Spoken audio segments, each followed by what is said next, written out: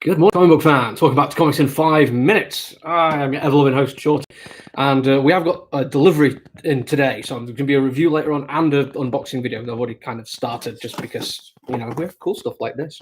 But because it's very much in the run up to Christmas and I have to close the shop to do these videos as people walk in, and that's kind of weird to hold the conversation over here and the camera here, so I thought I'm going to very quickly tell you about Alienated this morning, because I'm in early for my delivery. Well, Alienated, brilliant, by Simon Spurrier. And in case you haven't realised, Simon Spurrier is a brilliant writer. Don't get me wrong, he's not a number one perfect. Everything he does is absolutely amazing, because I don't think anyone is.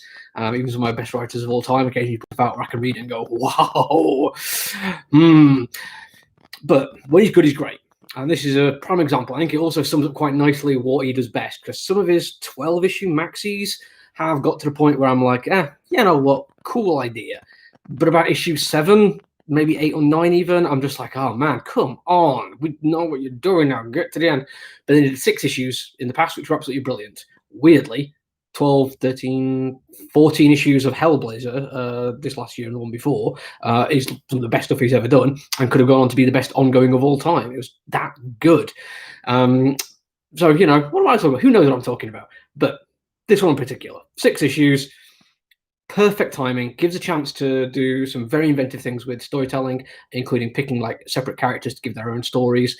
And that is an important part of it. I don't want to get too much into the story actually of it, because I think there's an awful lot to be raved about with this one that you will discover on your own.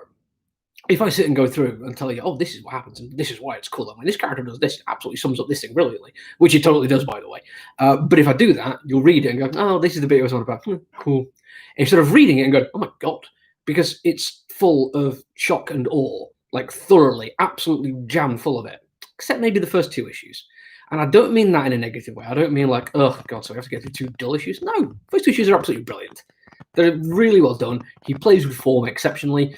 And the one bit I can tell you is there's an alien that lands and has a mind connection to 3 individuals, all with very similar names.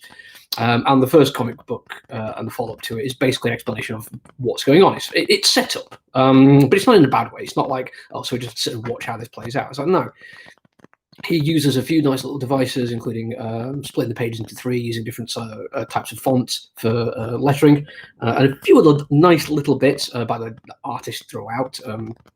I've forgotten their name. Reminds me a lot of Dan Morris, so that's saying a lot. But they are absolutely brilliant as well, because over the course of this series, the little alien they meet actually does go through some changes, and that just on its own, like, you can take away every other bit of artwork from this book. Just how the alien is presented is enough for you to pick up the art just on the artwork alone. It's stupendous. But once you get past this point of like, right, okay, now we know what's going on vaguely. Don't get me wrong, you never know 100% what's going on. There's an awful lot of twists and turns along the way. But once you get past that setup, you then get some solid issues where you get a deep dive into who these people are. And without getting into too much detail, and it's really struggling not to get into too much detail, one of the things that comes out is that not only are they not who you think they are, but they're sometimes the opposite of what you think they are, because they are putting on a performance. They're teenagers. And if anyone here is still a teenager probably doesn't think they're doing it, wait until you're my age, look back on it and go, yeah, I probably was. There was an entire period of my teenage years when I tried to be into electronic dance music and wear trendy clothes, because I started getting beaten up for being into role-playing games and Warhammer and heavy metal. So, we all go through periods where we be somebody else just because it makes life a little bit easier for us. But the nature of the story is that it cuts through all that, and people have to focus and pay attention to who they actually are and what kind of knock-on effect that has, not just on themselves, like how it affects their psyche, which is drastically, trust me on this one, kids, but it's also the people you let into your life. You are living a lie in front of them, and by necessity including them in it, and that is damaging and harmful. I'm not going to spoil anything too much when I say there's literally an issue of this one which has suicide prevention numbers in the back. There is a lot going on, and it is the most real comic I've ever read about an alien with telekinetic and psychokinetic powers. It's a weird little combination, and it shouldn't work as well as it does, but it just proves again this year that Simon Spurrier is going to be a generationally good writer. I think he's got it in him. I hope He's going to kind of drift away a little bit from his like overwrought massive epics, because I think that doesn't really suit him. I worked for a smaller episodic kind of thing. Like again, it's Hellblazer. That wasn't just 14 issues of like one story.